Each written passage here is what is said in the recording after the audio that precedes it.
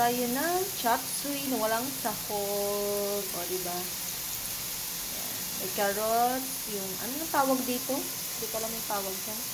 Baby corn, ano ba? Cauliflower, cabbage, tsaka bell pepper. Ayan. Yan lang naman. Tapos, gisa ko lang, wala na siyang sahog. Dapat nga sana may yung kahit squid ball man lang sana. Para wala eh. Okay na yun.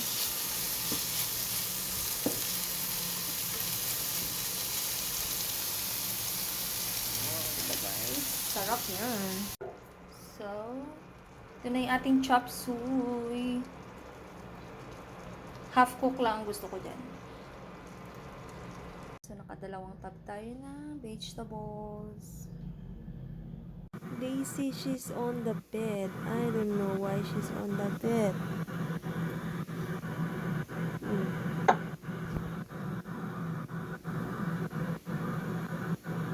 Daisy, why you are there? Where's Daddy?